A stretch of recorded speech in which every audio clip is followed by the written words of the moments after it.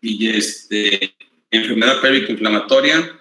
Ahora vamos a empezar a conocer las anomalías anatómicas que se presentan en el aparato reproductor femenino, lo que es el útero, ¿sí? Ok. El útero es un órgano fibromuscular cuya forma y peso varía de acuerdo a su estimulación estrogénica. Hablando de una mujer en edad reproductiva, no estamos hablando ni en infanto juvenil ni en climaterio, ¿ok? Y acuérdense que una vez que la mujer empieza a tener sus ciclos menstruales, pues tiene que tener una relación hipotálamo, hipófisis y gónadas, que es el ovario, conjuntamente con otros órganos como son las suprarrenales y la glándula tiroides. El útero tiene una consistencia, es un tejido fibromuscular, es un tejido liso, presenta dos porciones, un cuerpo muscular superior, un cervix que tiene una consistencia fibrosa en la parte inferior. Dentro del cuerpo uterino existe un tejido que se llama endometrio, ¿sí? Y vamos a ver más adelante. Y en la parte del pórteo, o lo que se llama cervix, en la parte anterior tiene un recubrimiento por lo que es la vagina, en la parte inferior, el fondo del saco de Douglas, también por la vagina. El útero tiene una consistencia fibromuscular, está revestido por una mucosa única, un endometrio que es un epitelio columnar, forma glándulas y es un estroma especializado. La porción superficial presenta cambios cíclicos que ya lo vimos nosotros en lo que fue las etapas de la ovulación. Y aquí está la anatomía y el diseño gráfico de lo que es un útero. Toda la parte, la peritia está invertida y vagina, el cervix, epitelio glandular, epitelio escamoso, y estamos viendo todo el epitelio glandular que forma un triángulo, ¿verdad? ¿Cómo se irriga? ¿Okay? ¿De dónde proviene la irrigación? Principalmente de la aorta. Vean esta parte, imagen de la parte derecha, donde está la aorta, y la aorta inmediatamente en la lumbar, no, ahí la subrayé que no. Viene lo que es la ilíaca común, de la ilíaca común viene la hipogastria, y de la hipogastria viene una rama anterior de la hipogastria, que esta inmediatamente no va a irrigar todo lo que es la parte del útero, sí, que se llaman arterias uterinas.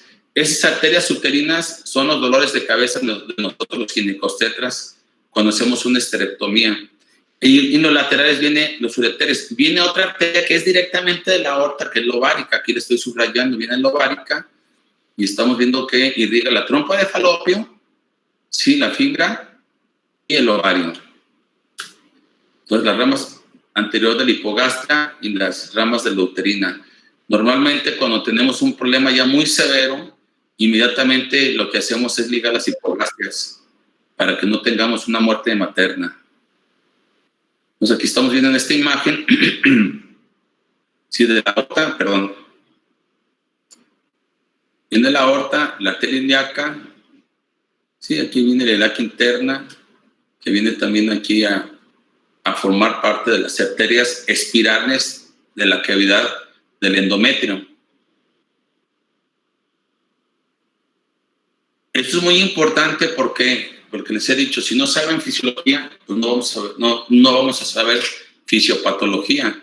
Y la rama de la trompa de falopio, el ovario, la fimbria, vemos también de la directa de la aorta que va al ovario y cómo se comunican aquí ya con las arterias vaginales y las arterias de la uterina y las arterias espirales. Entonces, aquí inmediatamente es lo que va a nutrir al útero de una mujer en la etapa de la fertilidad.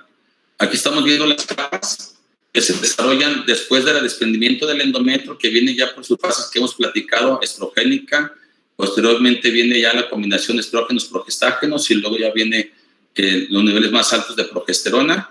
Y esta es como se va a ir nutriendo. Aquí estamos viendo lo rojo que son las arterias y las arteriolas y la vena. Capa funcional, la capa basal y el miometrio. Esta capa funcional es la que se va a desprender mensualmente en esta mujer en la etapa de la fertilidad, en la etapa que está desarrollando ya una relación hipotálamo-hipófisis y viene un crecimiento del endometrio si hay una ovulación. Ya vamos a ver más adelante lo que es hemorragia uterina disfuncional y lo que es la capa basal. Esta no se desprende, esta se vuelve a regenerar y es cíclico. Entonces el útero tiene sus arterias espirales sensibles, ¿sí? Arterias hormonas dentro del endometrio, que estamos viendo aquí las arterias arqueadas, ramas radiales, arterias rectas, arterias espirales. Aquí estamos viendo este tejido que es el endometrio, el miometrio y las arterias uterinas. Entonces viene la descamación cíclica, ¿sí? La capa basal, esa se vuelve a nutrir, está nutriendo el tejido constantemente y las arterias separadas irrigan el endometrio. Entonces, eso es como una tubería, jóvenes, que esa tubería tiene que estar bien, perfectamente bien la persona, ¿sí? En cuestión cardiovascular, hormonal, para que este tejido, hablando del útero, pero estamos hablando en general, pero aquí hablando del útero, para que pueda tener ese desarrollo endometrial. Entonces, esas son las arterias principales que nutren este endometrio. Y la importancia que tiene el tejido conectivo fibroso, el 10%, ¿sí? De este tejido es un tejido conectivo. Por eso es importante en el ciclo menstrual que esta paciente tenga una regulación en sus hormonas, en cada uno de su desarrollo, el desarrollo preovulatorio y posovulatorio, para que esta mujer pueda tener, si va a salir embarazada, pues inmediatamente los niveles de progesterona aumentan y ese tejido se hace más tortuoso, ¿no? Entonces, para que vean, el tejido conectivo fibroso es muy importante. ¿Quién nos lo va a dar conjuntamente? Pues los niveles altos de estrógenos. Va a nutrir el músculo liso. Y aquí estamos viendo, ¿sí? Esta imagen a mano derecha de cómo se va a desarrollar ese colágeno. En los etapas del infanto juvenil, ya lo vimos, ¿sí? Empiezan los primeros meses, pues la niña, la adolescente, no va a tener una menstruación cíclica mensual. Va a ser un mes sí, 2 no, en lo que viene la maduración del hipotálamo, hipófisis y la estimulación, ¿sí? Del ovario para que lleve a cabo todo ese desarrollo de la teca interna, la teca externa, la maduración, ¿sí? Los niveles altos de estrógenos, progestágenos, andrógenos, etcétera, para que vaya creciendo ese endometrio y que no me mida más de 10 milímetros. Y aquí lo vamos a ver más adelante. Entonces, ¿cuál es el problema que desencadena en una mujer en la etapa de la fertilidad? ¿Sí? Los neumatosis uterina. El nombre que más se maneja en la literatura se llama leiomiomas, fibriomas, miomas, leiomiofiomas y fibroliemiomas y fibromas. Nosotros lo conocemos en México más como neumatosis uterina o leomiomas. Y esto es una degeneración del músculo liso. En un porcentaje, ¿sí? Alto, es hereditario. Lo vamos a ver aquí más adelante. Sí, en mujeres blancas se presentan entre 4 al 25% y las edades ya empiezan a variar. Aquí, de acuerdo al libro de Telinte, que no se alcanza a visualizar ahí abajo, menciona que más o menos a los 35 años de edad, pero ya hemos visto mujeres muy jóvenes también con 1 o 2 miomas o pólipos pediculados a los 28 años, 29 años. Sí, y en la raza blanca y en la raza negra, ahí se menciona que más de un 50%. El porcentaje de estos miomas es 99.5% son benignos. O sea, que es muy raro ver una degeneración del músculo liso que se desencadene un problema oncológico. Solo que ya ve acompañado por otro factor, que entre ellos puede ser el virus del papiloma humano, que me pueda contaminar esas células. Pues sí se puede presentar. Entonces estamos viendo que es un compuesto por tejido conjuntivo y un músculo liso. Entonces, aquí, de acuerdo a la literatura del libro de ginecología quirúrgica de Telinde, nos menciona que se presenta mucho más en mujeres de raza negra. Entonces, estos diseños gráficos que estamos viendo en la parte inferior, ¿sí? Que son miomas intramural, ¿sí? Pediculado, mioma subseroso y mioma submucoso.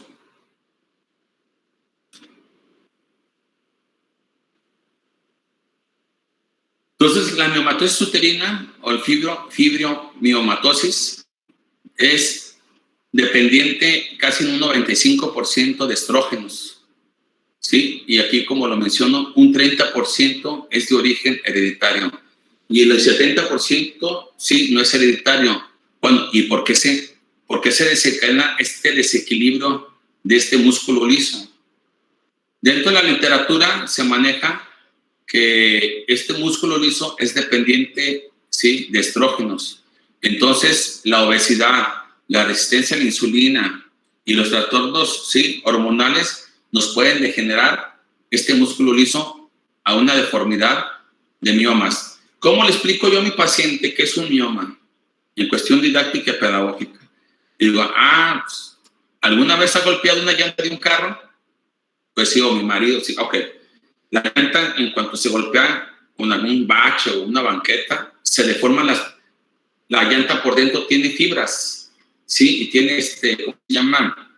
Una red de alambres junto con el plástico, no sé cómo se le llama. Entonces, en el momento del golpe, vence esa resistencia, se hace una bola por la presión del aire. Entonces, algo parecido, les digo, el mioma es una degeneración de la fibra y de la colágena del músculo liso, o el fibromiomatosis. Entonces, eso se le nombra una deformidad y es nutrido, ¿sí?, aparte de la oxigenación que está recibiendo por las arterias uterinas y la oreca, sí, es nutrido por los niveles de estrógenos. Entonces, cuando la paciente ya llega al climaterio, que es en la perimenopausia, y cuando llega la menopausia, pues ya están hipotróficos estos miomas. ¿Por qué? Porque no está así lo que les da vida, que son los estrógenos. Espero darme a entender.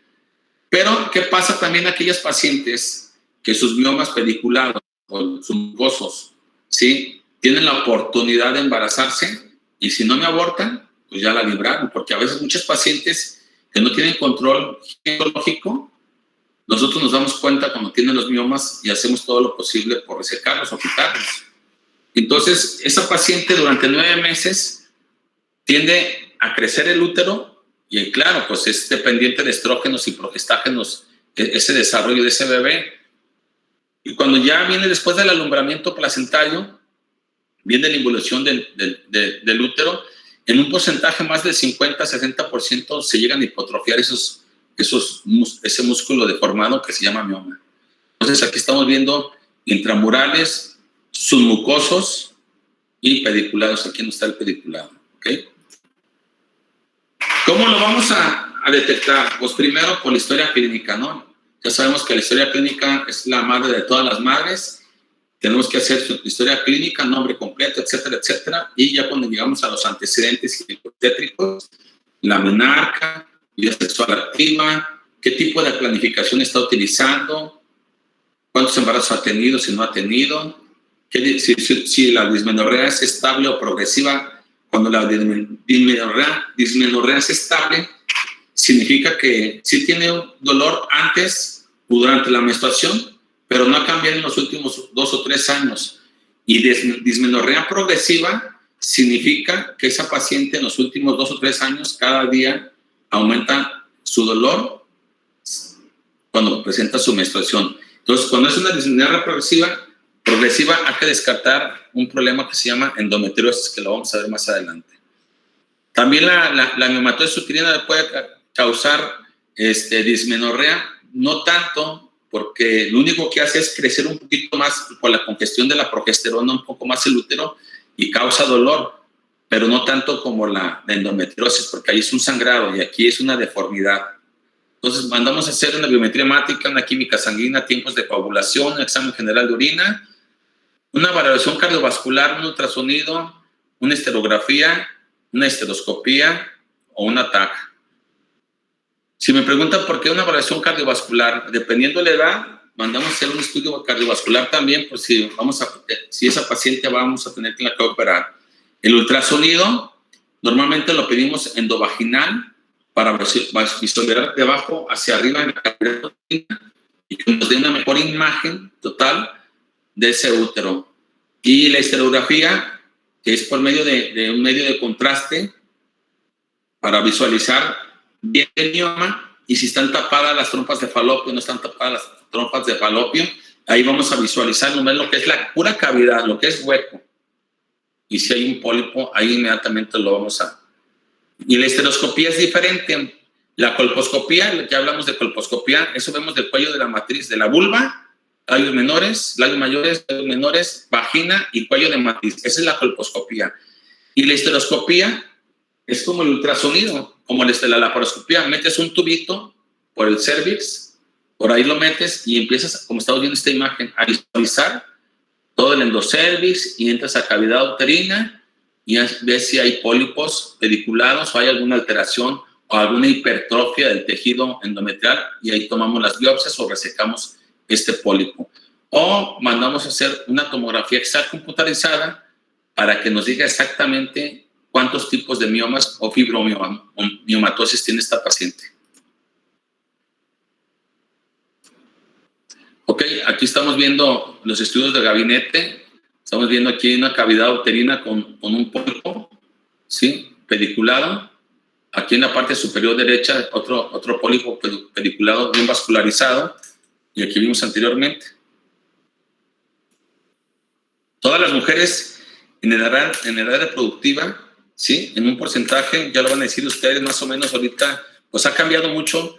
De cada 100 mujeres, mínimo un 10% que viven en lugares industrializados o en vías de desarrollo como México, Guadalajara, Monterrey, Nueva York, París, Londres, etcétera. El tipo de alimentación, desgraciadamente, ¿sí? Es lo que también nos altera ese 70% que no es hereditario. Y las cuestiones hormonales. Por eso nosotros como médicos y ustedes en la consulta externa, no es necesario que se lo manden al ginecólogo.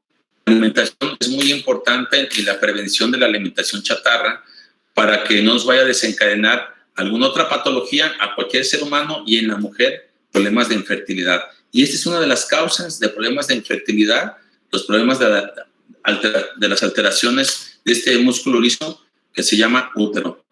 Y aquí estamos viendo este músculo hipertrófico totalmente irregular, lleno de fibromiomas, pero bastantes por dentro y por fuera. Chéquenme. ¿Sí? Esta es cavidad uterina, pediculados, subserosos, pediculados. Y otro efecto secundario que nos puede traer pues es el sangrado en este tipo de pacientes y dolor. ¿Qué vamos a hacer con una paciente cuando tiene ese tipo de patologías? Dependiendo el número de miomas y dónde se establezcan, hacemos miomectomía o hacemos la resección por histeroscopía y quitamos los pediculados. O hay algunos miomas que llegan a salir a vagina, ¿sí? Y hacemos un corte de eso. Buscamos totalmente con un TAC, un medio de contraste, hasta dónde está y hacemos la resección de ese tumor. Si está en edad de la fertilidad. Si es una pareja ya satisfecha, pues estamos viendo aquí lo que es de color verde, que es una histerectomía subtotal. ¿Qué significa subtotal? Pues no le quitamos el cuello de la matriz, ¿sí? Dejamos el cuello de la matriz hasta en la parte superior y toda la perita, todo lo que es el útero, lo quitamos. En la actualidad, desde que yo fui residente, que ya llovió, 1991, 1995, si ya tenía paridad satisfecha y no tenía ninguna otra complicación, le quitamos totalmente el útero, una histerectomía total. Hemos hecho a veces en lo privado subtotales, ¿por qué? Porque si ya tuvo 3 cesáreas o 4 se avientan a tener algunas mujeres, ahí vienen los efectos secundarios, donde la vejiga se me adhiere bastante, ¿sí? A lo que es la parte anterior del útero y se me abriga totalmente la parte del cervix. Entonces ha habido casos que a lo mejor optamos en hacer. ¿Cuál es el motivo de la consulta? ¿O cuál es la urgencia? ¿Sí? ¿O cuál es la cirugía electiva? Pues un problema de hemorragia uterina o una hipertrofia uterina, y lo que quiere la paciente ya no tener estas molestias, entonces hacemos una subtotal. ¿Por qué? Porque si le quiero hacer la total, me voy a llevar la vejiga, y si me llevo la vejiga la voy a perforar, Y si la voy a perforar, la tengo que reparar. Y si la tengo que reparar, tengo que ponerle sonda. Y si tiene sonda, va a durar la paciente como una semana con sonda. Y entonces ellos no valoran, dicen que eres un mal médico. No, pues me perfora la vejiga. No es bueno, doctor. Ni vayan, ni demándenlo. Entonces, ¿qué hacemos? ¿Cuál es el motivo de consulta? Trae una hipertrofia uterina por miomatosis uterina o un sangrado por la misma efecto secundario, y lo vamos a ver. Entonces le hacemos subtotal y tenemos vigilancia de prevenir que esta paciente tenga un cáncer cérvico-uterino. Seguirá con sus constantes, ¿sí?, citologías vaginales, ¿sí?, cérvico-vaginales, ya con técnica de barrido o citología en base líquida. Y la que es subtotal, la que es total, pues ya se la libró de un cáncer cérvico-uterino. Aquí matamos 2 pájaros de una pedrada. Quitamos el cuello de la matriz, paridad satisfecha, y quitamos la... Y cuando es total, pues aquí ya es radical, aquí ya yo se las mando al oncólogo, porque ya hay otro problema, pues aquí ya le quitan la vagina a la pobre, todo, útero, vagina, trompas y ovario. Y aquí ya estamos, si es una edad fértil, pues ya hacemos una menopausia quirúrgica. Y después de esto, pues ya viene lo que es, vamos a ver ahorita con ustedes, lo que es la hemorragia uterina disfuncional. ¿Alguna pregunta sobre esta presentación? ¿Es algo, un compendio? Por el momento no, doctor. Nada, doctor. No. Entonces, continuamos con el equipo.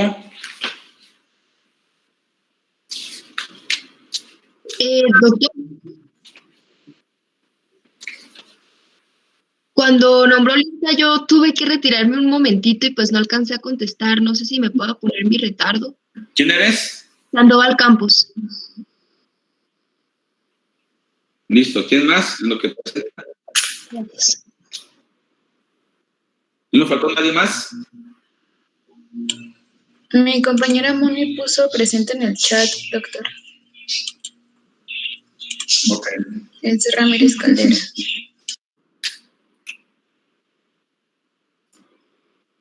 Adelante. Doctor, ¿podría dejar de presentar para Sí, empezar claro. nosotros a presentar? Disculpe, ahorita ando medio atarantadón porque tuvimos muchísimo trabajo. Y con lo que tenemos ahorita de la universidad, que sí supieron de estos 3 muchachos que se desaparecieron, ¿verdad? Qué mala onda. Pero bueno, vamos a seguirle. Adelante, ¿ya? ¿Listo? ¿Qué equipos son? Somos el equipo 3. Sí me oigo y sí se ve la pantalla, ¿verdad? Sí. Ok, bueno, nosotros somos el equipo 3 y vamos a hablarles sobre miomatosis uterina.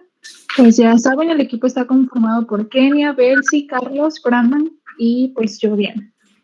Yo soy Ortiz Espinosa y pues ya ahorita con la presentación del profe nos dimos como una idea de la miomatosis uterina.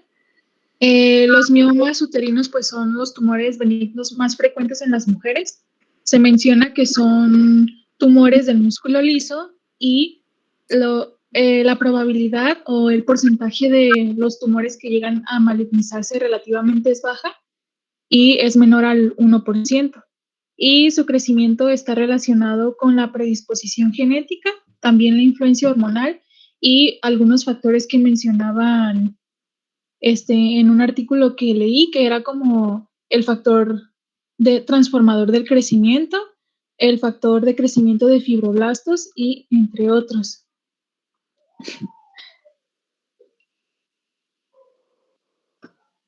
Y bueno, pues estos tumores pueden ser o muy pequeños o muy grandes, pueden llegar a medir milímetros o pueden incluso ocupar toda la cavidad abdominal. Son dependientes de estrógenos y de progesterona y pues generalmente tienen regresión en la menopausia. Este tipo de tumores va a ocurrir entre el 20 y el 40% de las mujeres en edad reproductiva y el rango de aparición es de entre los 20 hasta los 70 años, pero hay un pico de incidencia que es entre los 35 y los 45. Y alrededor del 25% de las mujeres con miomas en edad reproductiva pueden permanecer asintomáticas.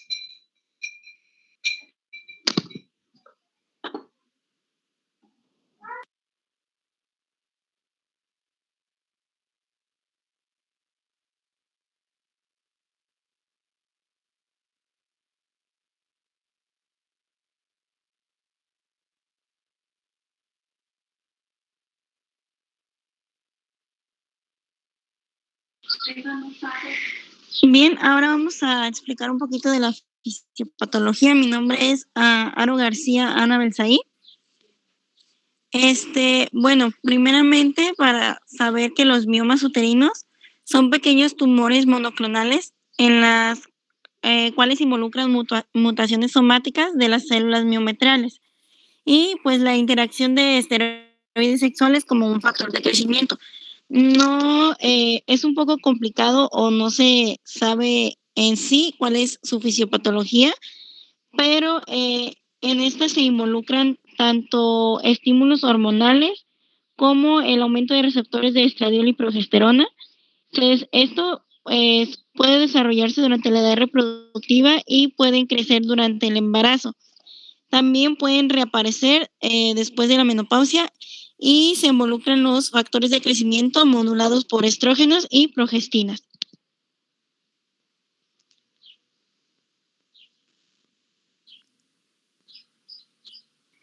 Ahora vamos a hablar un poquito sobre la clasificación de los miomas.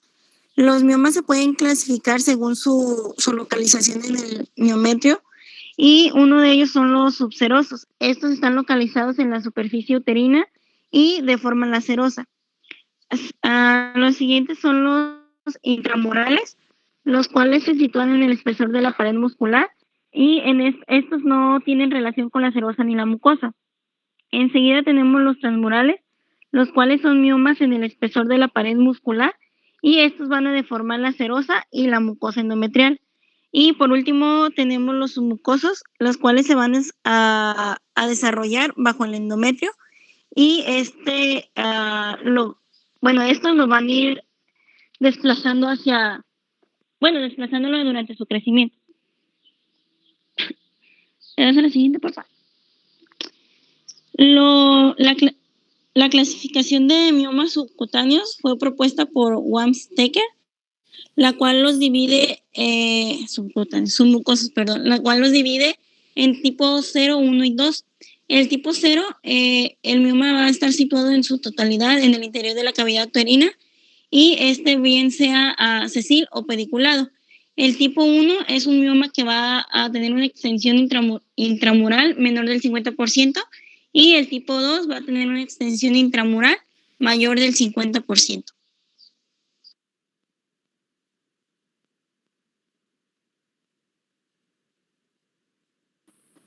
Yo soy Kenia Ávila y les voy a hablar sobre las manifestaciones clínicas.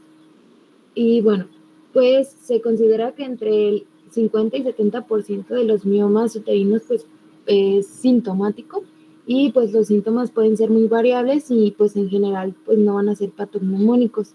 Y los más frecuentes van a ser los trastornos menstruales y el dolor abdominal con síntomas de compresión. Y diversos autores han señalado que todas las presentaciones sintomáticas son pues complicaciones relacionadas con el lugar del origen del mioma y el desarrollo de estos en el útero.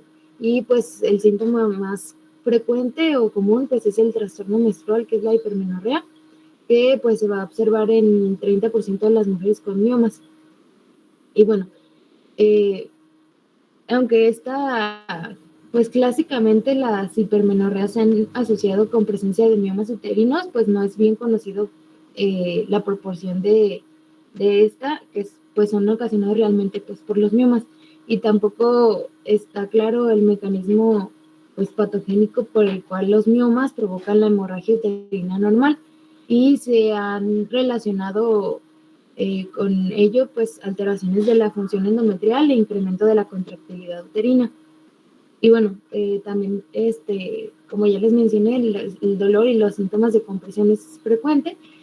Y aunque pues, los miomas habitualmente son indoloros, en la mayoría de los casos puede haber dolor pélvico, ya que pues, acompañado de síntomas de compresión, que pues esto va a depender del volumen y de la localización del mioma.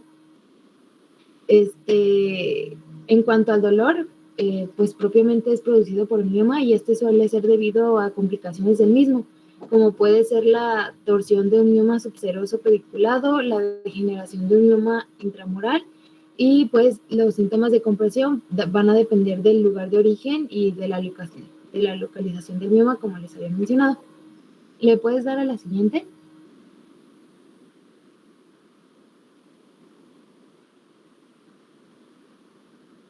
Y bueno, también tenemos otras manifestaciones.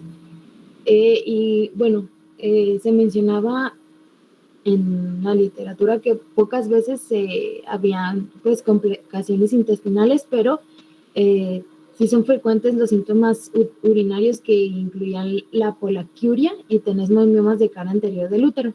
También la retención urinaria, en aquellos que crecen desde la cara anterior del cérvix, o la retención urinaria aguda en la incarceración pélvica del útero miomatoso. También tenemos la obstrucción uretral, que es la hidronefrosis, esto pues en miomas cervicales y en aquellos pues grandes que crecen dentro del ligamento ancho.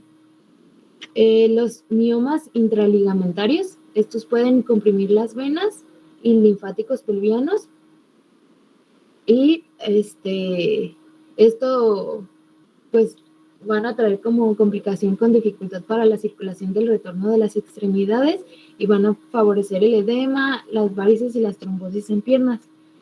Y bueno, como ya les había mencionado, por su localización, pues va a existir cierta predisposición a presentar determinadas manifestaciones. Por ejemplo, los miomas submucosos se van a acompañar predominantemente de manifestaciones hemorrágicas. Los subserosos de algias abdominales y los intramurales, según su tamaño, pues van a presentar una u otra sintomatología de las que ya les mencioné.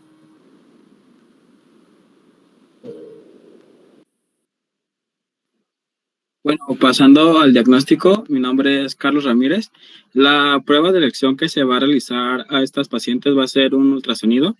Puede ser tanto abdominal como transvaginal, y este es el método de diagnóstico más utilizado en la actualidad para la detección e investigación, ya que este demuestra la localización anatómica, el nivel de penetrancia y las medidas de este mismo. Este tiene una sensibilidad del 85% para detectar miomas que son de 3 o más centímetros. También podemos realizar lo que es una histeroscopía. Este método es una visualización endoscópica de lo que es la cavidad uterina, la cual en los últimos años ha ganado popularidad por su potencial diagnóstico. Este principalmente se utiliza en la investigación de disfunciones menstruales y de infertilidad.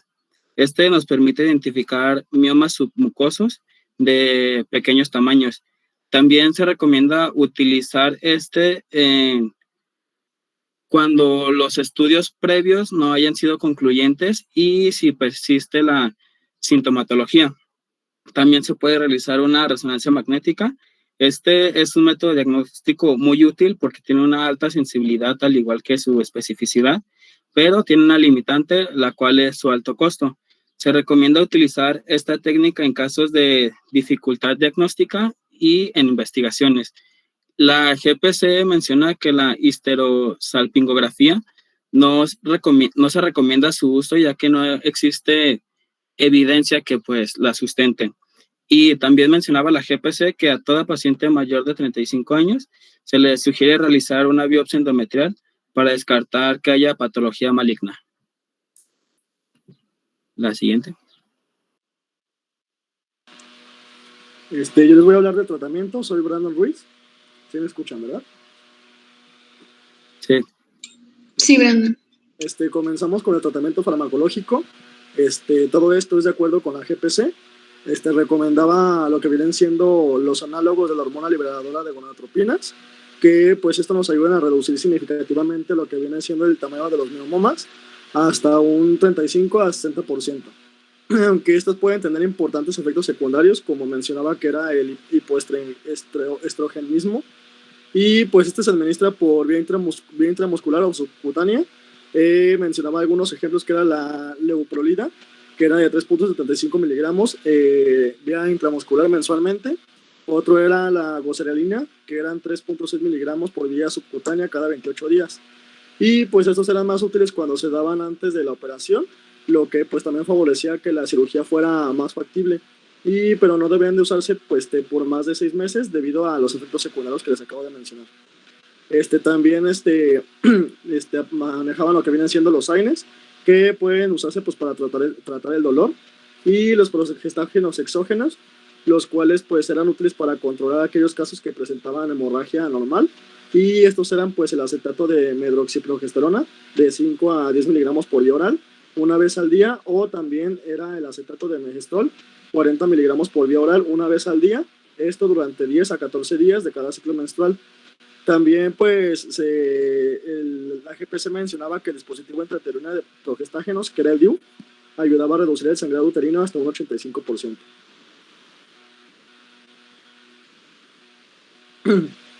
Continuando con el tratamiento quirúrgico, mencionaba 3, era la miomectomía, que pues como ya lo vimos con la presentación del doctor, es una intervención quirúrgica mediante la cual pues se extirpan los miomas uterinos, y pues se tiene que realizar en aquellos pacientes que desean conservar aún el útero y que tienen una paridad insatisfecha, pues también tiene la posibilidad de alguna recurrencia. Existen 2 vías, que es la vía laparoscópica, que está indicada para miomas subserosos, que suelen ser pequeños, y la vía vaginal, que es para miomas pediculados.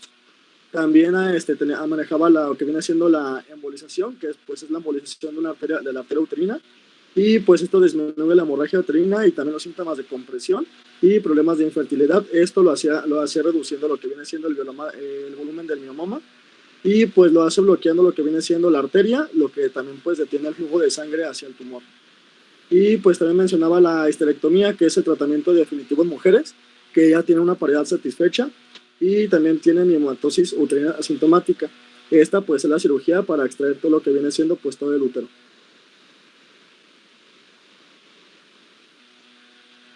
Continuando con las complicaciones, pues complicaciones de los miomomas principalmente eran lo que es el dolor intenso, un sangrado muy abundante, y pues por lo tanto debido a este sangrado que se presenta, que es bastante abundante, se puede presentar también anemia, también infecciones urinarias, esto si el miomoma presiona la vejiga, y puede ser difícil vaciarla por completo, y pues también se presentaba en casos muy escasos lo que viene siendo la esterilidad.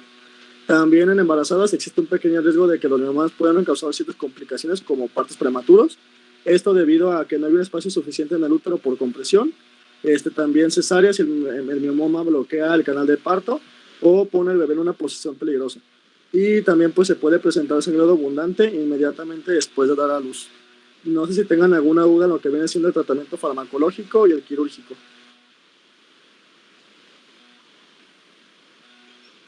Ninguna, Brandon.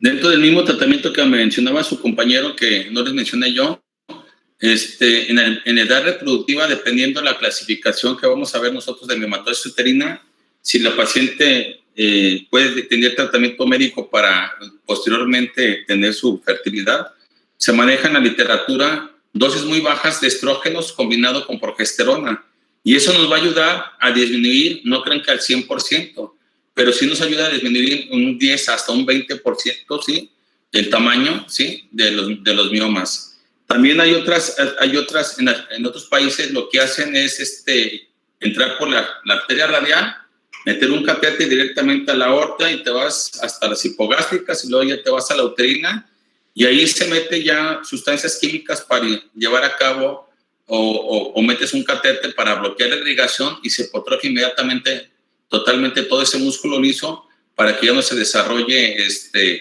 el problema del desarrollo y el dolor de la miomatosis uterina que desencadena una hipertrofia uterina. Eso es lo que manejan mucho. Van a ver aquí unos casos en Guadalajara que dicen tratamiento para la miomatosis sin cirugía. Otra, lo que hacen es cauterizar totalmente todo, hipotrofiar totalmente o deshidratar el útero, pero es más doloroso eso, por medio de congelamiento. Nosotros, o al menos yo en lo particular, lo que hago, si ya tiene una paridad satisfecha, el útero sirve para dos cosas, para dar hijos o para dar problemas. Y si está en edad de fertilidad, yo ayudo a toda la paciente que tenga la posibilidad de tener un hijo. Entonces, dependiendo del número de miomas, hago miomectomías y luego yo combino un tratamiento de niveles bajos de estrógenos y nivel bajo de progesterona. Y también a veces manejo un tratamiento consecutivo, donde a la paciente, si veo que los miomas no son muy hipertróficos, pues le manejo también una progestina. Les voy a dar el nombre comercial, se llama Bisanete, así se escribe, Bisanete, con doble N y doble T. ¿Sí? Es una sustancia que contiene dienogés, y este tratamiento me da muy buenos resultados, tanto en pacientes con endometriosis, en mujeres jóvenes como ustedes, o que tienen algún problema de miomatosis uterina. Entonces, ese lo pueden encontrar, ¿sí? Se los voy a poner aquí, miren, es no sé si lo visualizan. Ahí está. Claro, acuérdense que los tratamientos médicos, cualquiera que sea, son diferentes en cada mujer, ¿eh? En cada, sea vaginosis, vaginitis, miomatosis, endometriosis, etcétera. Entonces, la literatura sí nos ayuda muchísimo, pero la medicina basada en evidencias y dependiendo del metabolismo, peso, talla, alimentación, antecedentes, etcétera, hay que ayudar a nuestras pacientes, no inmediatamente luego quererlas operar, ¿no? Pensen, tienen manitas calientes, vamos valorándolo, ya lo dijo su compañero. Normalmente la histerosalpingografía no es muy buena porque nomás te va a dar la coloración, lo que está en este triángulo, que está ocupado en este espacio. Yo inmediatamente me voy de menor a mayor, ¿sí? Historia clínica, exámenes de laboratorio, el ultrasonido, como lo mencionamos, tanto endovaginal como abdominal, hay que llenar la vejiga, valoramos, ¿sí? Y ya independientemente ya hacemos la histeroscopía o una TAC, cualquiera de los dos, y ahí vas certadamente al diagnóstico.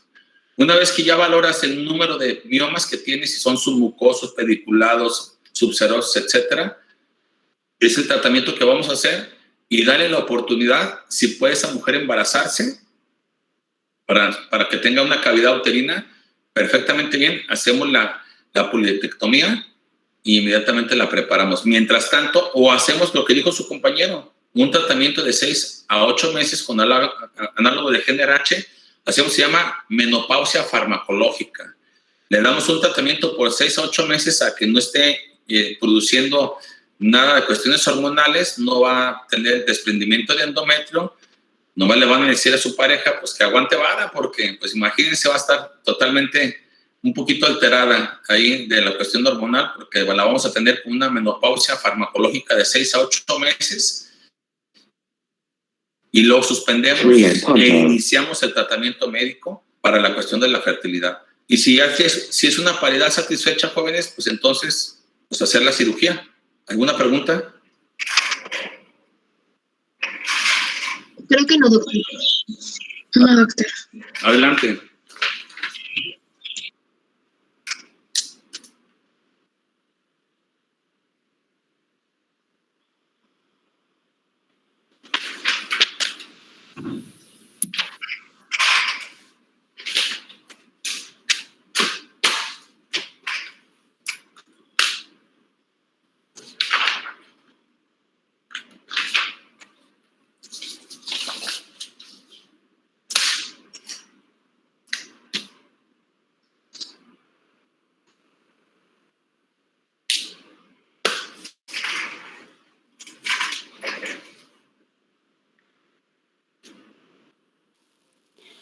Buenas tardes.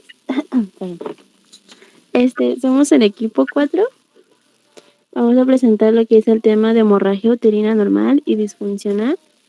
El equipo está integrado por Cuellar Díaz Stephanie, García Martínez Johan Brian, Rodríguez Hernández Ana Laura y su servidora Bautista Hernández Griselda. ¿Le das a la siguiente, por favor?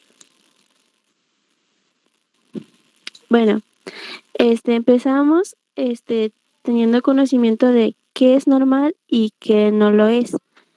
¿Le das a la siguiente? Bueno, el sangrado menstrual normal, pues se define como la menstruación cíclica que se da cada 21 a 35 días y que dura menos de 8 días. Y que tiene una pérdida sanguínea de 20 mililitros a 80 mililitros.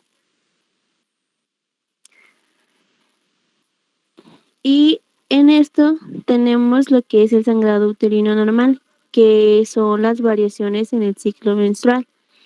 Y a partir de eso, pero no causa cambios hormonales, al contrario de lo que sucede con el sangrado uterino disfuncional. Para tener como una idea de qué es lo que sucede, debemos de conocer el ciclo menstrual normal, el ciclo menstrual como tal. Y perdón.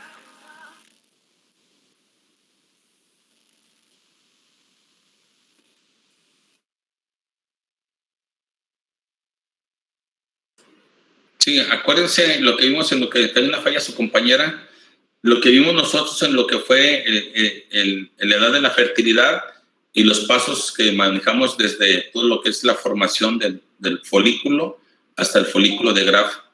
Y esa es la importancia del concepto de la fisiología. Adelante.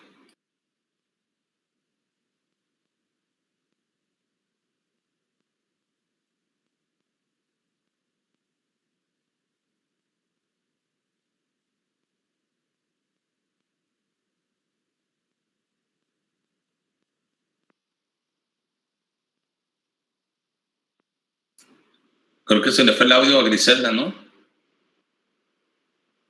Creo que sí.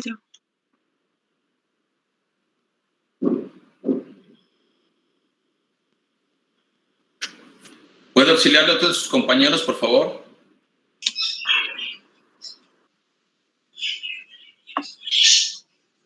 Parece ser que está teniendo problemas con su internet. Dice que lo esperemos lo que ya viene o le continuamos. Sí, está bien.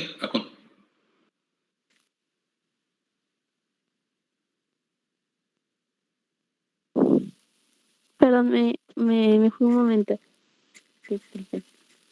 Bueno, como les decía, primero debemos de conocer cuál es el ciclo normal o qué es lo que sucede en el ciclo menstrual. Y en esta, pues tenemos que el ciclo menstrual tiene 3 fases. Una fase folicular, que esta sucede antes de la liberación del óvulo. Una fase ovulatoria, que es lo que en esta pues se libera como tal el óvulo.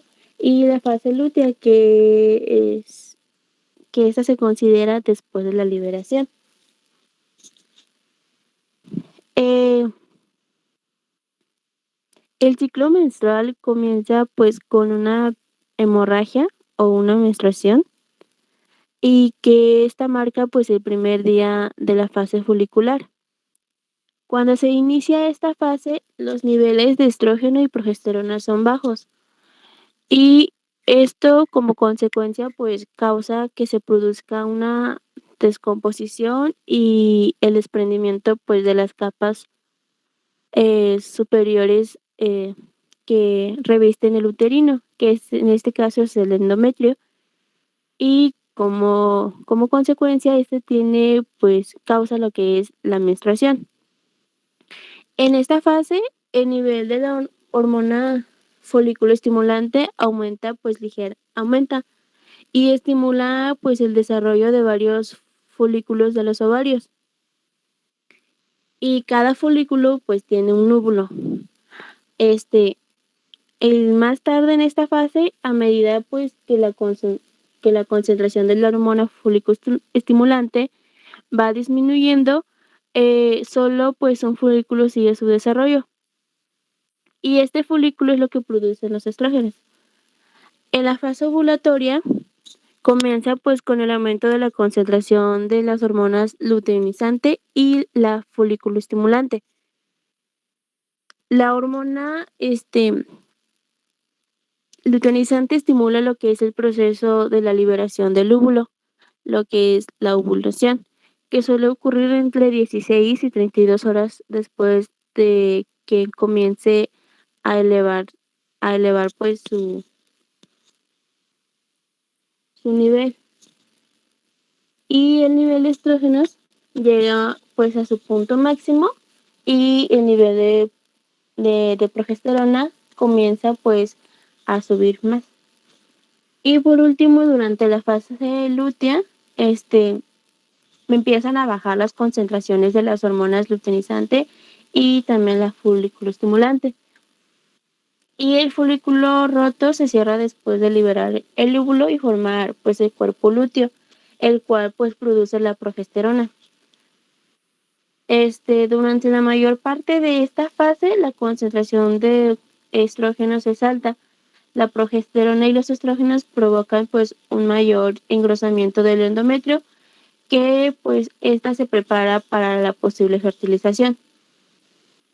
Si el óvulo no se fertiliza, pues el cuerpo lúteo degenera y deja de producir progesterona.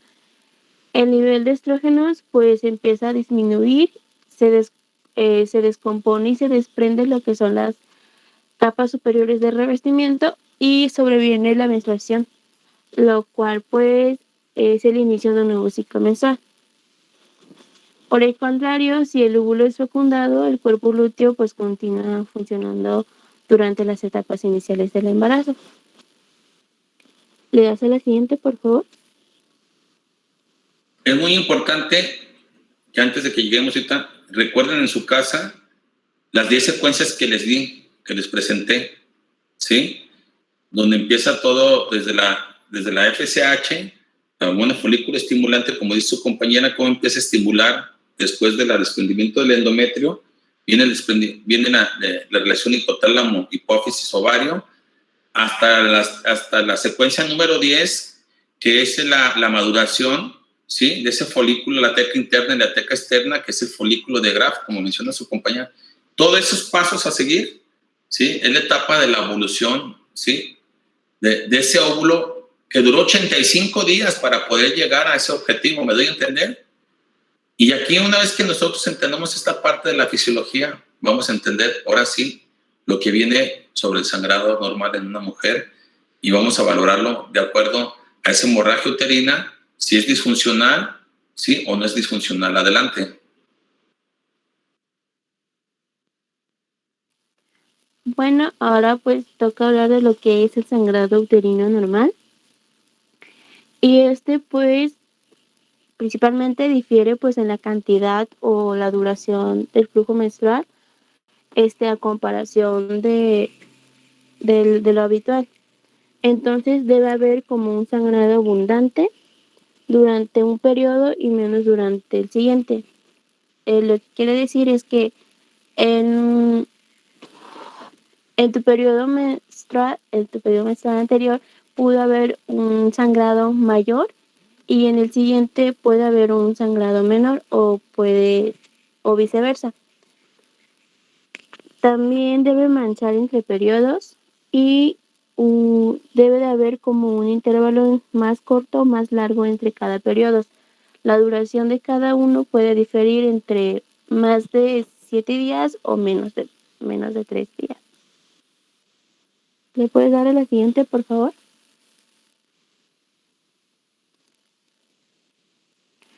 Bueno, según lo que decía la epidemiología, es que el 10 y el 30% se daba con mayor frecuencia en mujeres en edad fértil y en un 50% se daba lo que eran las mujeres perimenopáusicas.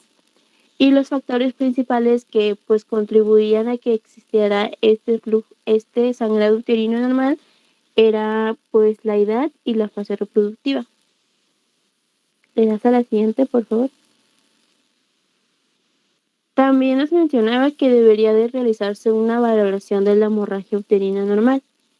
Esto mediante pues el historial clínico, en donde teníamos que ver las características que la paciente presentara sobre la menstruación, como el momento de la aparición, también la frecuencia en la que se daba, la cantidad y el patrón de sangrado.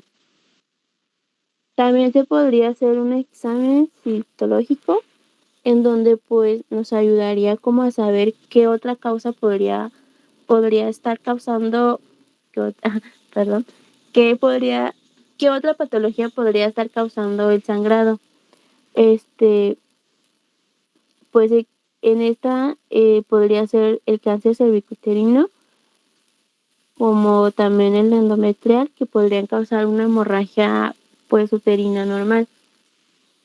Y también podría realizarse una biopsia del endometrio, que esta pues nos ayudaría a identificar tanto infecciones o lesiones neoplásicas como hiperplasia endometrial, pólipos o neoplasia trofoblásica gestacional.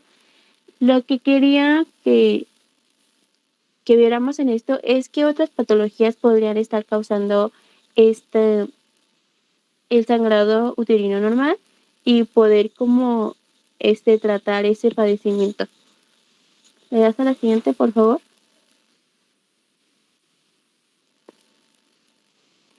Y el tratamiento como tal me mencionaba que para aquellas mujeres jóvenes, o sea, adolescentes y mujeres,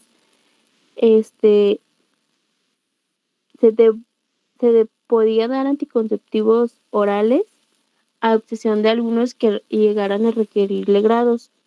Y las medidas quirúrgicas que se podrían llegar a tomar era una ablación endometrial, que pues como sabemos es como la destrucción quirúrgica de recubrimiento del útero, o sea, es la destrucción como tal del endometrio, o la solución definitiva que se podía dar era una histerectomía, que esta podría ser tanto parcial, total o radical. ¿Le das a la siguiente, por favor? Bueno, eso sería todo de mi parte. ¿Hay alguna duda? Yo quiero anexar algo más, Gisela. Es muy importante lo que mencionaba ahorita su compañera, la historia clínica. Estamos en una época muy comercial. La industria alimentaria y la industria de suplementos está al pie. Ahora que ya se abrieron los gimnasios y que ya estamos entrando a la normalidad, pues vamos a regresar otra vez con las alteraciones endócrinas por parte de pseudomédicos que quieren pasar o asesores. Ahora sacaron la nueva, que ahora que estuvimos en confinamiento en el ciclo escolar anterior, en el 2020B, pues yo estaba pues la gente tiene que trabajar, pues ni modo, algo tiene que vivir, mientras no anden asaltando, todo está bueno.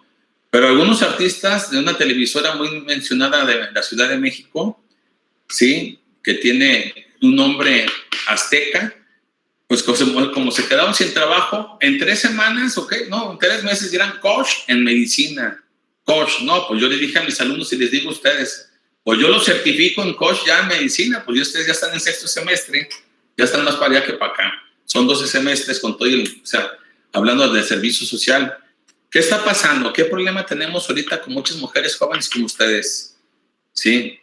Que les dan alimentos y suplementos que tienen anabólicos y algunos medicamentos que me alteran el metabolismo de la glándula tiroides, porque quieren verse 90, 60, 90, y el coach que está ahí en el gimnasio, que se cree médico ya, y endocrinólogo, pues él mismo te receta suplementos y algunos suplementos tanto en licuados o tomados o en agua, qué sé yo, y pastillas o inyectados anabólicos que pueden desencadenar hasta un problema de cáncer de páncreas o un cáncer de hígado, y posteriormente me empiezan a venir las pacientes con un tratamiento, como dice su compañera, tú les das un tratamiento hormonal, ¿sí? Porque nos mandas a pedir un perfil ovárico y un perfil tiroideo y ves todas las hormonas como locas, alteradas. Puede ser una hemorragia uterina anormal.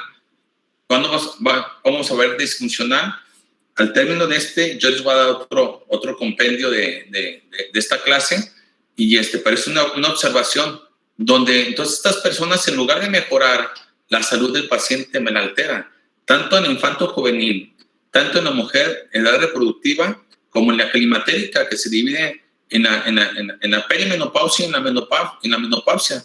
Mis pacientes que les doy terapia hormonal natural para llevar a cabo esa fase del climaterio, anteriormente yo les ponía unos implantes, ya no se los pongo. ¿Por qué? Porque la hija, la amiga, la comadre se la lleva con el instructor le empieza a dar suplementos, y al rato empieza una hiperplasia endometrial, que empieza una hemorragia uterina disfuncional con coágulos y todo el rollo. Y digo, y la paciente, con el respeto que se merece, a veces no te habla con la verdad. Y la última que sale mal, pues es ella es la que está enferma. Entonces ya cuando les pregunten ustedes qué está tomando, díganme la verdad, por favor, que le tome fotos a los suplementos y empiecen a los estudiar, y van a ver que ahí está parte de la clave de lo que acaba de mencionar su compañera Griselda, ¿sí? Entonces aquí es muy importante la historia clínica. Adelante. Y la alimentación.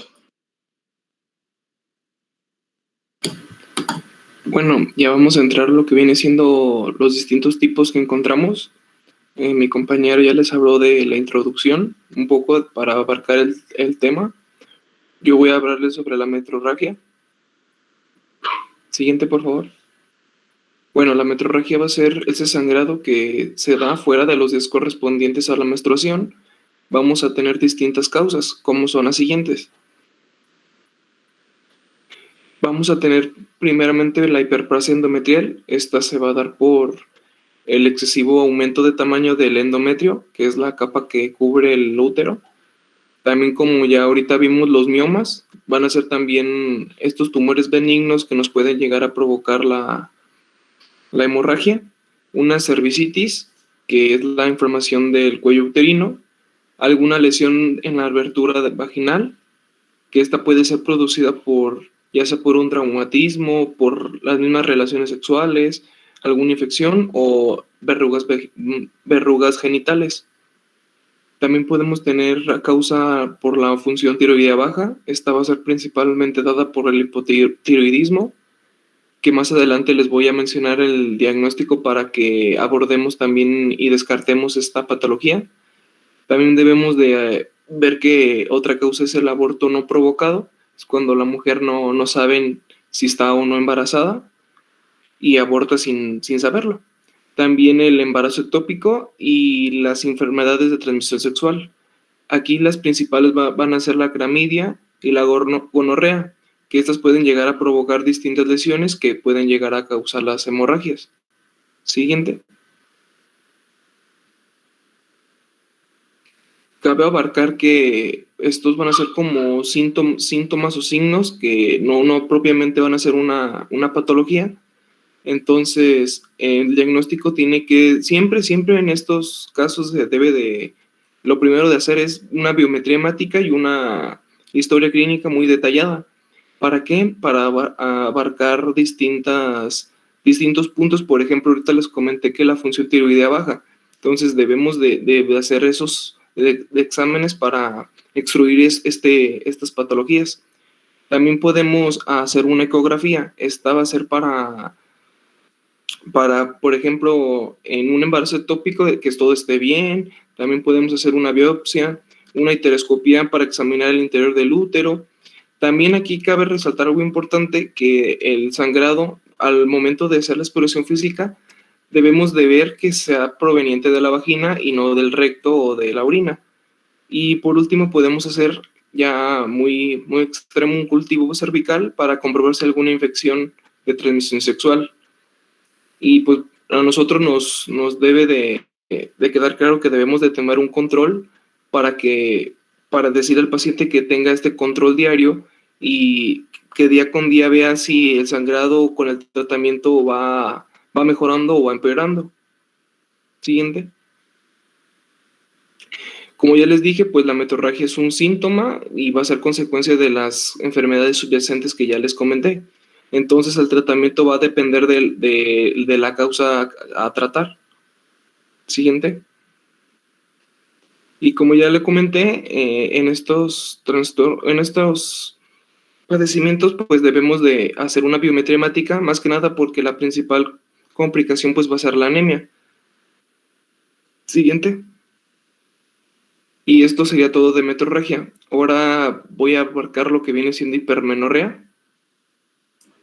¿Alguna pregunta hasta aquí, jóvenes? Me parece que no. Adelante. Ahora vamos a entrar con hipermenorrea. Esta va a ser sangrados aumentados en cantidad, pero aquí la característica es que el ciclo menstrual va a estar normal. Siguiente. Aquí me marcaba que las principales causas van a ser por una distorsión de estructura del endometrio, que puede ser por el mioma, por pólipos endometriales o por una adenomiosis. Pero también otras causas pueden ser por la disfunción anovulatoria, algún trastorno de la hemostasia, por alguna infección o inflamación que puede ser por una endometritis o alguna alteración tiroidea. Siguiente. Aquí puede ser de dos tipos. Pueden ser cíclicas, que son habituales, es decir, todos los días, o digo, por ejemplo, se dan periódicamente, y las esporádicas se van a dar por alguna circunstancia muy puntual. Es por eso que debemos de hacer una historia clínica muy detallada para ver si entra dentro de las cíclicas o de las esporádicas. Siguiente. Aquí en el diagnóstico, como ya lo comenté, pues debemos de hacer primero la biometría hemática para determinar cómo está nuestro paciente. Aquí también debemos de preguntar al paciente sobre sus ciclos menstruales, si son normales, son irregulares. Aquí también dentro de la exploración física podemos hacer una ecografía o hacer una biopsia de endometrio, que esta ya sería muy el extremo. Y estas son como las principales métodos de diagnóstico que podemos utilizar para ver la causa de la hipermenorrea. Siguiente. Aquí en cuanto al tratamiento, marcaba que primero se tenía que dar en dos tiempos. En primer lugar, teníamos que dar un aporte de hierro que sea bien tolerado para, por ejemplo, como ya lo comenté, la hipermenorrea va a ser sangrados muy abundantes. Entonces tenemos que dar este aporte de hierro para que no haya esa descompensación de eritrocitos. Aquí pues también marcaba que algunos efectos secundarios serían las molestias gástricas, el estreñimiento y entre otros. Entonces pues lo que viene siendo las sales de hierro, pues su absorción va a ser muy parcial. Entonces si en ocasiones los pacientes van a tender a que si tienen molestias gástricas, pues van en ocasiones a dejar el tratamiento y no lo van a seguir de una manera adecuada. Siguiente. Y en el segundo punto me marcaba que teníamos que lograr disminuir este sangrado. Aquí marcaba que los anticonceptivos orales, los AINES y los suplementos de progesterona. Pero aquí sí me quedó una duda, doctor, porque pues los AINES pues logran provocar más hemorragia, ¿no? Sí, por eso vete al origen, ¿sí? La historia clínica es muy importante. Normalmente los AINES se deben manejar para la dismenorrea, para el dolor, ¿sí? Ahora, aquí la diferencia entre un sangrado menstrual y un sangrado de origen a determinar es el sangrado que contiene coágulos. Acuérdense que la sangre endometrial no hace coágulos. ¿Sí me doy a entender? O sea, tú le vas a preguntar a la paciente su sangrado, que dice que es anormal para usted, que últimamente ha aumentado esta hipermenorrea o la metorragia. Son cosas dos diferentes. Una tiene coágulos. Si una tiene coágulos, tiene factores de coagulación. Puede haber desde una laceración vaginal por el mismo coito, ¿sí? O una laceración en cervix, o un problema que ya tenemos que no es puede ser de endometrio, pero no viene de la función del sangrado endometrial. ¿Me doy a entender? Porque está formando coágulos. Y la sangre de endometrio, que es de cuestión hormonal, no forma coágulos. Esa es una diferencia entre una y otra. Y tu pregunta de los AINES, sí, no debes de manejar, o sea, simplemente lo manejan no para el control de disminuir el sangrado, sino para disminuir el dolor. ¿Sí? Porque si tú le das un acetil salicílico, en lugar de disminuirlo, le vas a aumentar. Es un antiplaquetario.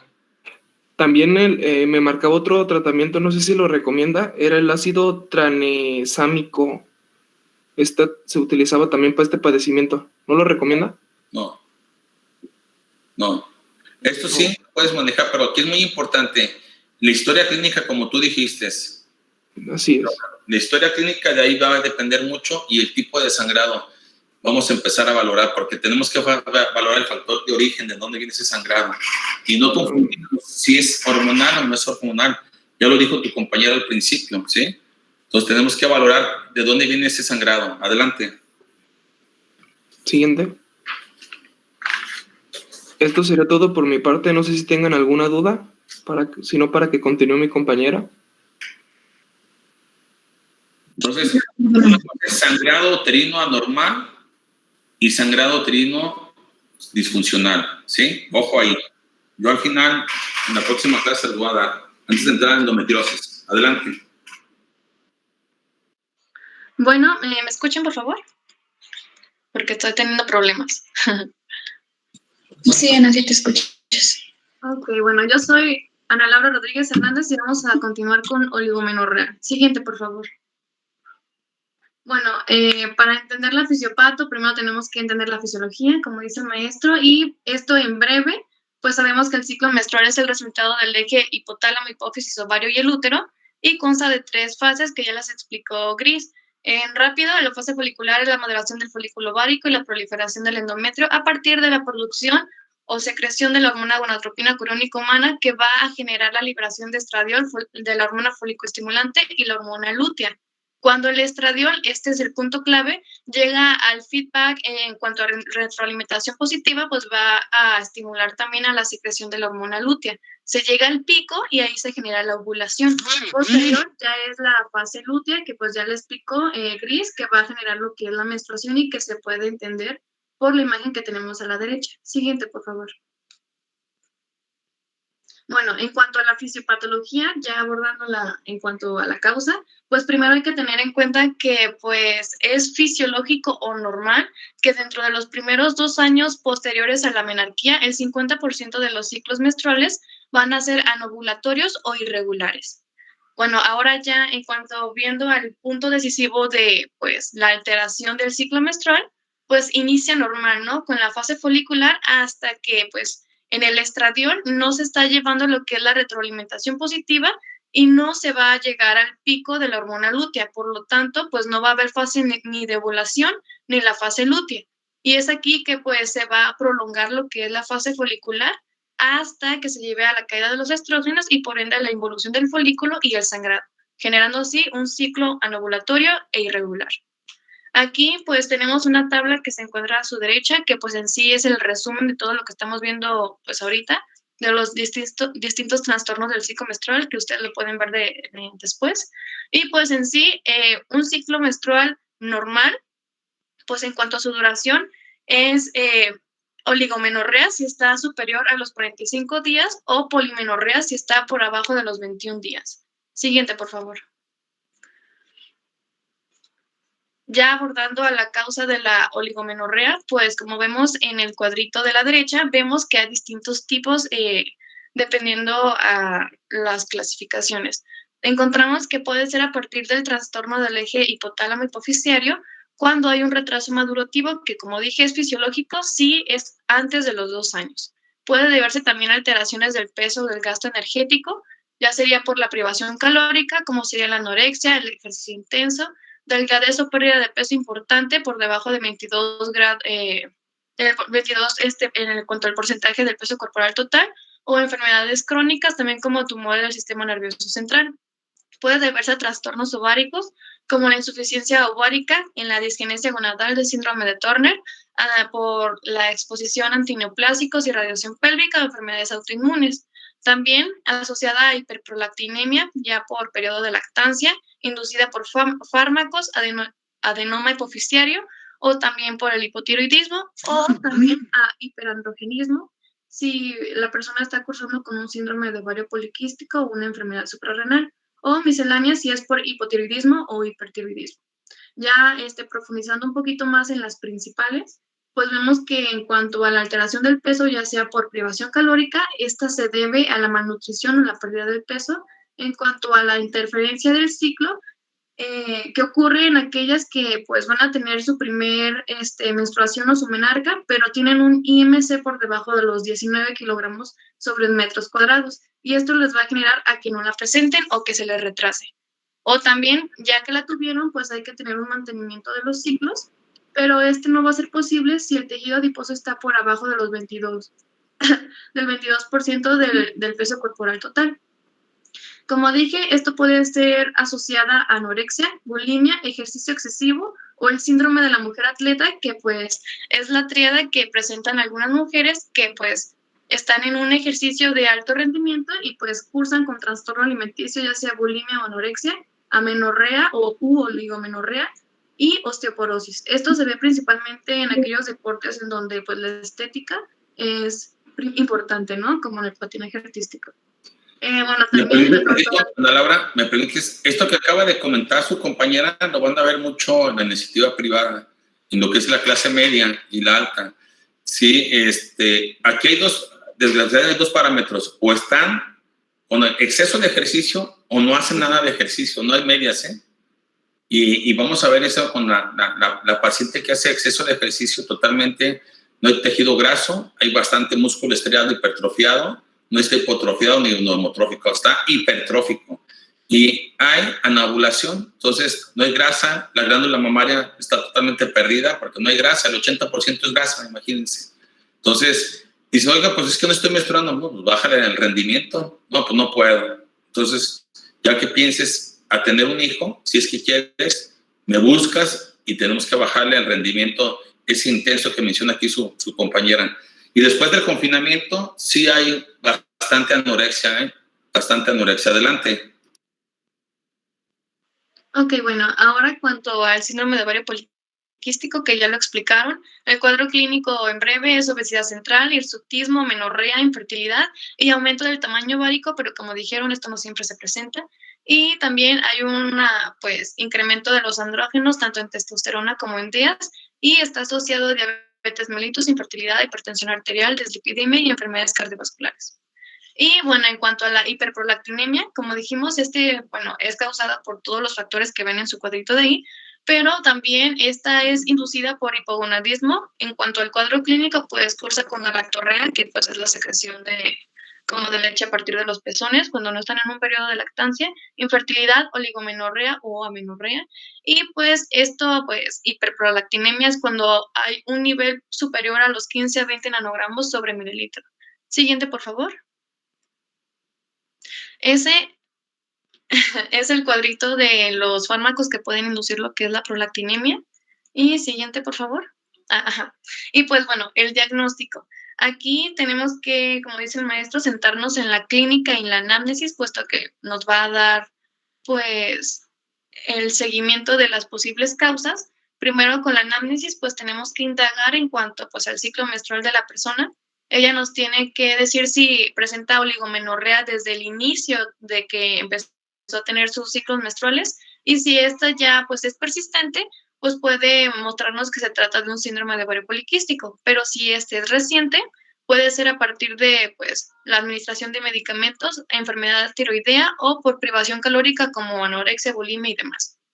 Si encontramos que presenta síntomas endocrinos, ya sea como galactorrea, pues podemos suponer que se trata de hiperprolactinemia. Si también tiene características o manifestaciones del síndrome de Cushing, puedes pensar de un origen suprarrenal, o si también presenta una enfermedad autoinmune, puedes pensar de una insuficiencia ovárica precoz. En cuanto al peso, talla y ejercicio, pues en caso de que la persona... espérenme.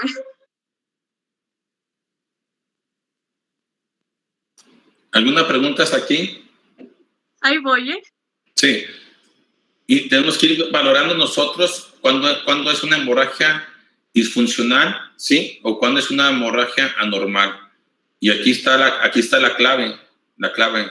Lo que es que en cuestión hormonal, que es relacionado a hipotálamo, hipófisis y gónadas, o sea, el ovario, ahí vamos a empezar a hablar ya de una hemorragia uterina disfuncional o anormal. A ver, díganme. Cuando hablamos de cuestiones hormonales.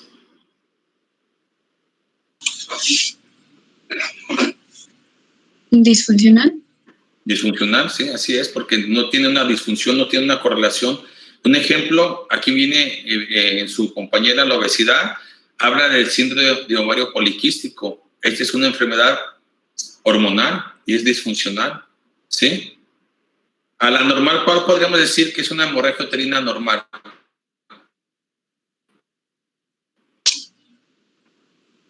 Quizá cuando tengamos alguna, por decirlo así, herida. ¿El periodo? Ella es un desgarro, así es. ¿Qué más? ¿El periodo podría ser? ¿El qué, perdón? El periodo, la menstruación. Sí, que es hipermenorrea, como dice su compañera, o opsomenorrea. Vamos viendo el origen, ¿no? Entonces, si es endocrino o es endocrino. Parto. El puerperio. Si el sangrado ya es anormal, ¿por qué? Porque es más abundante de acuerdo a la clínica, a la media que se maneja en los latinos. Entonces, eso tienen que ir ustedes ya guiando, ¿sí? Su tendencia, si es patológico o por un problema hormonal, ya lo mencionaron sus compañeras ahorita, y ya se los mencioné yo en la clase de gine anteriormente, pues, sobre las 10 secuencias de cómo se llega a la ovogénesis, llegar a la ovulación. Y entonces tenemos que valorar perfectamente bien la historia clínica. En un 80%, fíjense bien, en un 80% de esta patología va a ser ¿qué creen? ¿Anormal o disfuncional? Disfuncional, ¿no? Casi un 80% es disfuncional. ¿No? Y a principios de este año y el año pasado era sin más del 90% que teníamos ese problema. Porque la obesidad, tomar tantos anticonceptivos de emergencia que empezaron a tomar por tener aumento de la actividad sexual, el factor estrés. Entonces, y los suplementos alimenticios son muy importantes. Ojo ahí, jóvenes, los suplementos. Los coach que tenemos ahorita ya certificados, en 3 meses certificados, no, yo estaba asustado, pero bueno. Tenemos que evaluar, afuera hay bastantes productos industrializados que se manejan para consumo humano y a veces no están autorizados por COFEPRIS COFEPRIS es como la FDA. Entonces, el paciente dice ahí, este producto es responsabilidad de quien se lo toma, casi le dan de entender, no el que te lo vende, porque tú te lo tomaste.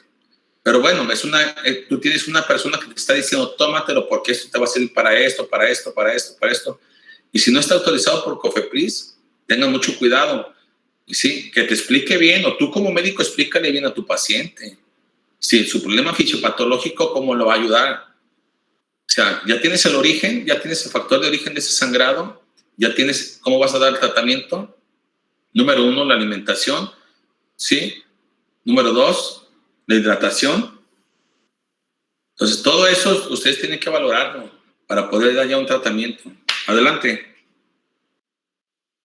Ok, bueno, continuando. Si la mujer presenta lo que es pérdida de peso o conductas obsesivas en cuanto a la alimentación, pues anorexia o bulimia. Si presenta obesidad o si ha incrementado de peso, pensamos en síndrome de ovario poliquístico o hipotiroidismo. Y si pues hace mucho ejercicio, pues sería acerca del síndrome de la mujer atleta o también en cuanto a anorexia. Si la persona presenta talla baja, pues pensamos en una insuficiencia de ovárica precoz, que sería el síndrome de Turner. Si tiene signos cutáneos como hirsutismo, acné o acantosis nígricas, pues es síndrome de ovario poliquístico. Y si presenciamos lo que es el bocio, pues sería hipo o hipertiroidismo. Siguiente, por favor.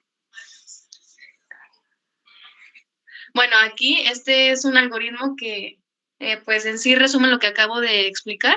Y pues bueno, además de la clínica, también nos podemos apoyar de pruebas de laboratorio que nos van a permitir lo que es la medición de distintos, pues, cosas como la prolactina, la tirotroponina, la hormona folicoestimulante, la hormona lútea, los DEAs y la testosterona que nos van a encaminar hacia pues el diagnóstico.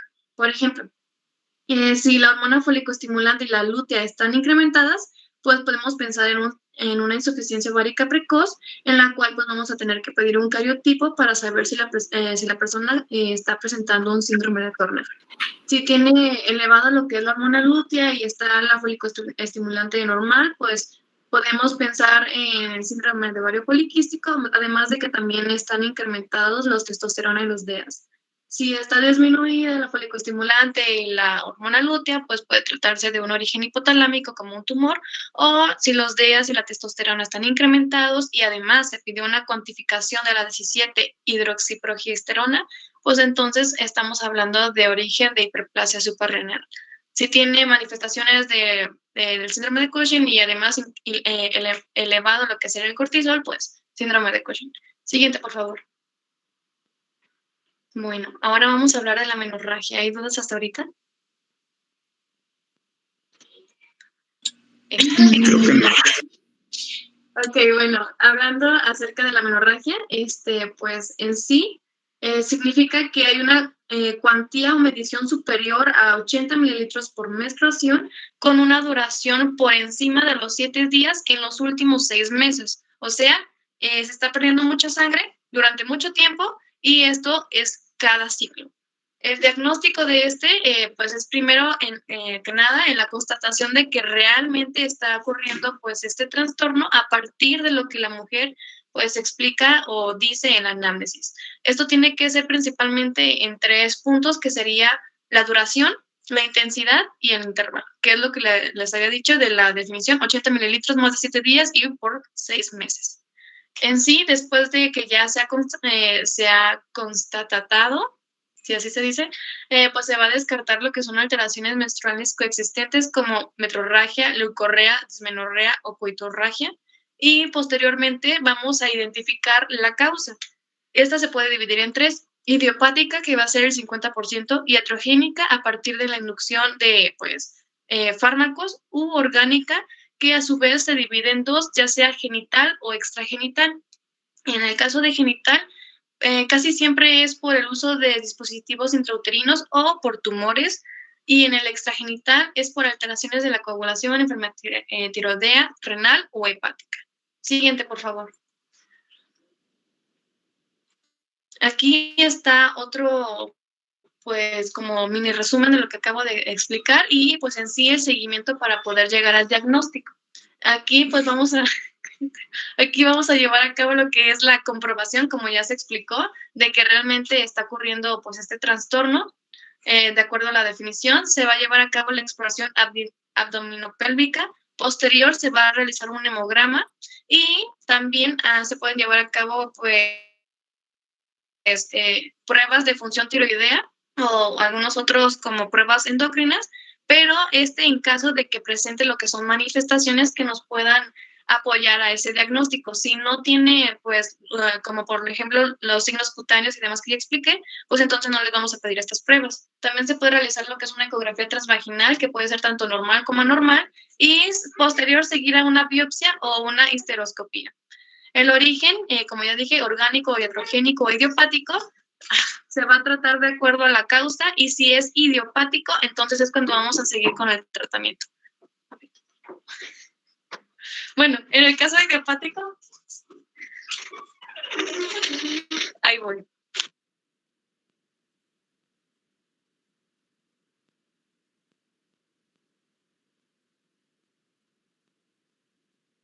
Ay, lo siento, tengo muchos hermanitos. Ok, en el caso idiopático, pues como había dicho Johan, pues se puede tratar del ácido tranexémico, que pues el maestro no lo recomienda.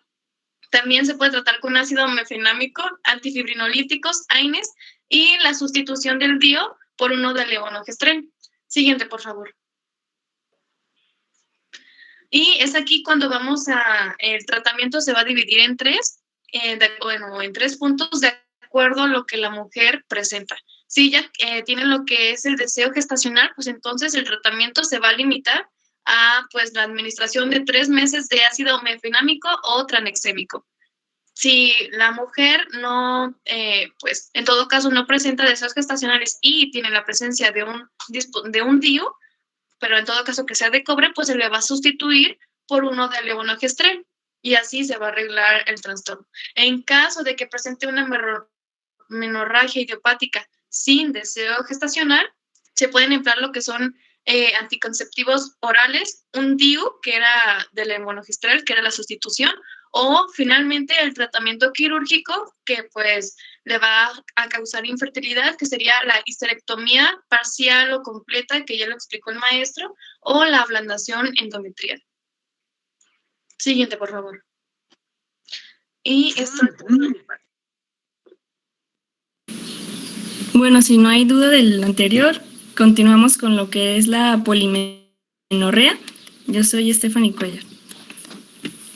Bueno, primero empezamos definiéndola. La polimenorrea consiste en un trastorno de la regularidad del ciclo menstrual. Este se caracteriza por la aparición de ciclos menstruales menores a 21 días. Como ya sabemos, un ciclo normal suele consistir en entre 28 hasta 35 días y bueno, estos son mucho menores en cuanto a tiempo. Los síntomas, pues, como ya les mencioné, el síntoma más claro es pues un intervalo muy corto entre ciclo menstrual y bueno, las manifestaciones se van a deber debido a la pérdida de sangre, como ya mencionaban en los anteriores. Algunas mujeres suelen presentar pues cansancio y fatiga constantes, algunas falta de aliento y palidez debido a la pérdida de sangre que provoca anemia. Y bueno, aparte de haber ciclos muy cortos, algunas mujeres también suelen presentar flujo muy abundante y esto pues va a depender de las causas de la polimenorrea. Ocasionalmente, si suele haber un flujo abundante, pues es por cuestiones hormonales, como ya lo mencionaban anteriormente. Y bueno, las causas pueden ser por desequilibrios hormonales. Mencionaba que en algunos casos puede haber mujeres que están sujetas a mucho estrés y fatiga que suele provocar alteraciones hormonales y por lo tanto se manifiesta en su ciclo menstrual. También suele presentarse por la endometriosis y adherencias en lo que son los ovarios o las trompas de falopio, así como el ovario poliquístico. Otras mujeres también lo suelen presentar por la menopausia y al contrario, otras por una edad temprana que acaban de empezar con la menarca. Y otras causas suelen ser la producción baja de progesterona, la hiperprolactinemia y alteraciones en las hormonas tiroideas. Y bueno, este trastorno suele afectar de manera importante a lo que es la fertilidad, ya que al haber una irregularidad en el periodo de la ovulación, pues es complicado saber en qué momento la mujer está ovulando y por lo tanto esto le ocasiona dificultades para embarazarse. Este trastorno puede afectar las dos fases del ciclo menstrual. Una de ellas es la folicular y otra puede ser la fase lútea. En la folicular, la paciente puede lograr un embarazo de forma natural. Sin embargo, si el trastorno afecta a lo que es la fase lútea, pues es necesario que se metan a un tratamiento de reproducción asistida para conseguir un embarazo. Y bueno, la técnica de exploración, pues la voy a mencionar de forma general y un poquito para recordar todo lo que ya dijeron. Por ejemplo, si vemos cambios en el patrón de sangrado, pues como ya mencionaron, es importante ver los antecedentes y preparar a la paciente, explicarle que se va a hacer un examen físico y otras pruebas diagnósticas para determinar si es sangrado anormal o sangrado disfuncional. Y bueno, también es importante preguntar por antecedentes familiares, ya que pues puede haber trastornos como hereditarios o endocrinos que puedan causar estos trastornos.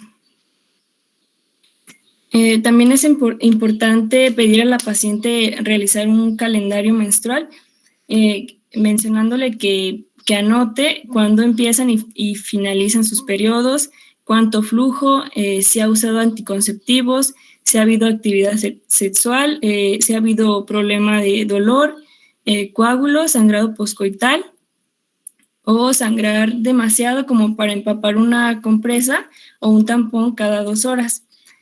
También mencionaba que puede tomarse la temperatura al levantarse, ya que cuando la mujer está ovulando, la temperatura suele subir un poco más de lo normal.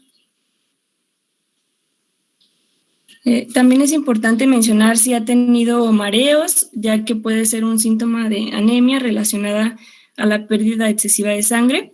Y como ya mencionaron, es importante siempre preguntar la dieta y los patrones de ejercicio y si hay una situación que la tenga estresada. Y bueno, podemos usar un examen pélvico bimanual para valorar masas ováricas o signos de enfermedad inflamatoria pélvica, y ya dependiendo de cada síntoma puede necesitar análisis de laboratorio como es una prueba de embarazo, un hemograma, un recuento de plaquetas, estudios de coagulación y concentraciones de ferritina y hormonas estimuladoras de la tiroides y prolactina.